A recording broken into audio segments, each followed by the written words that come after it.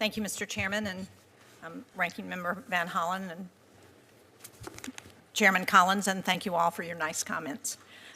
Welcome, Director Patel. The recently released 2025 Worldwide Threat Assessment identifies Chinese, Russian, and Iranian malign influence activities as continued problems that jeopardize U.S. democracy at home and leadership abroad. So I was concerned when I heard about the decision to dismantle our efforts to combat disinformation and misinformation, including the FBI-run Foreign Influence Task Force. So with the dismantling of this task force, how does the FBI intend to continue to combat malign influence campaigns, which is the threat identified by the intelligence community? Thanks, Senator. Senator Jeanne Shaheen pressed FBI Director Patel on the agency's ability to combat foreign malign influence after reports that the FBI dismantled its Foreign Influence Task Force. To put it most simply, that mission set is something that multiple divisions in the FBI do 24/7, nonstop. That's been my experience since I got there. They've been, because of the malign influence campaigns and because of the prioritization on the intelligence apparatus to collect against them, we have been covering down on that as a priority one nonstop. And so I see it every day in my briefings, I see it every day in the field, and I see it in the cases and indictments we bring. So I don't know that I can't speak to it before, but I haven't seen it slow down since I was here. Well, you gave an impressive list of some of the accomplishments of the FBI since you took over. There was nothing about disinformation and misinformation on that list that I heard. Is there anything that you have seen in the time that you have been at the FBI that would suggest that you're continuing to make inroads to address that issue? In terms of faulty intelligence collection, ma'am? No, I'm in terms of disinformation and misinformation campaigns by our adversaries that are being used to disrupt activities in the United States, to sow divisions, to undermine our national security, to undermine the security of American citizens.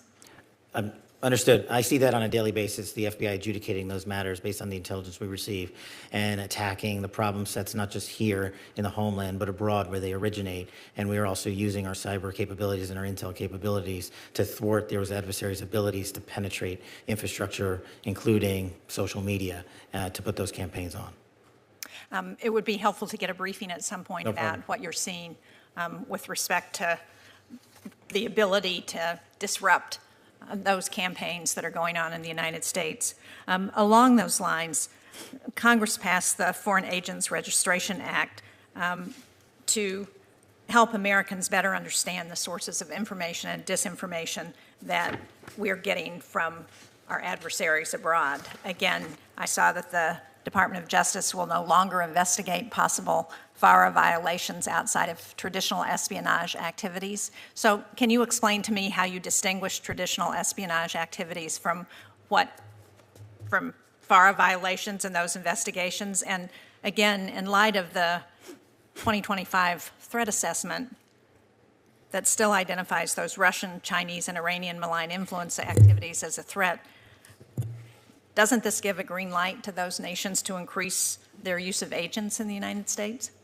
I can't speak to the disposition of the Department of Justice and FARA. I'll leave that to them. But what I can tell you when it comes to who opens cases and how, whether it's foreign adversaries or anything on the homeland, the line agents in the field have their dialogue, and they simply open cases and investigations whether or not there is a legal and factual basis to do so.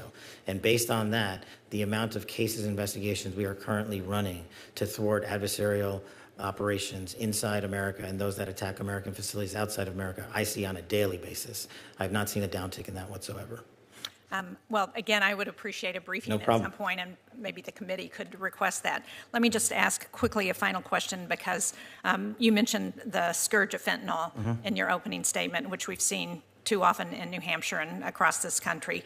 And I wonder if you could speak to the activities to address what's happening with social media platforms, which is where so many people are getting fentanyl, and they're coming. People buy them thinking they're buying some other prescription drug, and what they get is fentanyl. So can you talk about what you're doing to address that? Absolutely. I could talk about that for hours, but I'll try to do it in a minute.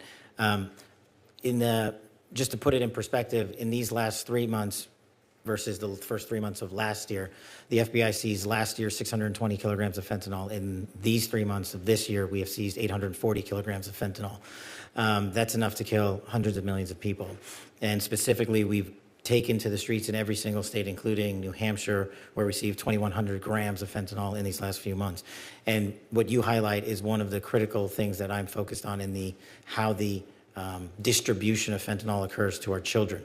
And so what we are doing is using our online capabilities and our online platforms to offensively go after those that are fashioning fentanyl in a form that's appealing to our children. But the most important thing that I'm focused on when it comes to fentanyl, in that I launched when I first got there, is not just the narco traffickers that distribute the fentanyl here in North America, but no one's gone after the precursor companies and the production in mainland China. I launched that operation the first week I got there, and I'm working with our interagency partners on banking to shut down the precursors in our allied nations across the world that receive those precursors. If we shut that down, there's no version of fentanyl coming to America. So we're doing it from both ends. Thank you. Thank you, Mr. She pointed to the 2025 Worldwide Threat Assessment, which highlights Chinese, Russian, and Iranian efforts to spread disinformation and undermine U.S. democracy. Shaheen questioned whether closing the task force weakened America's defenses against coordinated online influence campaigns. Director Patel responded by emphasizing that the FBI continues to prioritize disinformation threats around the clock, with multiple divisions working on the problem. He said that, in his experience, operations against malign influence have not slowed, noting that cases and indictments are still being brought forward. He also highlighted the FBI's use of cyber tools to disrupt adversaries from spreading propaganda through social media and digital infrastructure. Shaheen also raised concerns about the Justice Department's reported limits on Foreign Agents Registration Act investigations, suggesting that this could give foreign powers more room to maneuver inside the U.S. Patel avoided commenting directly on Justice Department decisions, but stressed that FBI field agents continue to open cases whenever they find evidence of foreign operations. He said he has not seen a decline in the agency's activity.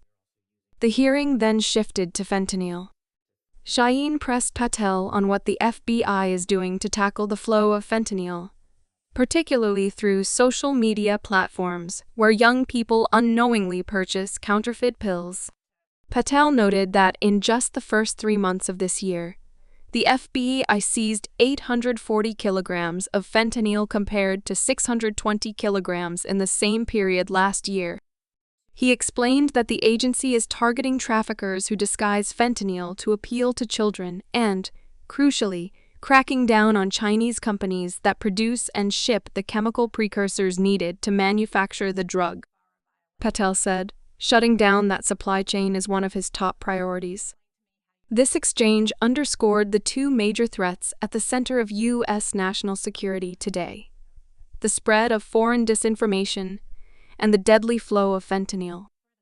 Both issues remain urgent and complex, requiring not only domestic enforcement but international cooperation. If you find this analysis useful and want to stay informed on the most important debates in Washington, make sure to subscribe for more in-depth reporting and breakdowns of the hearings shaping national policy.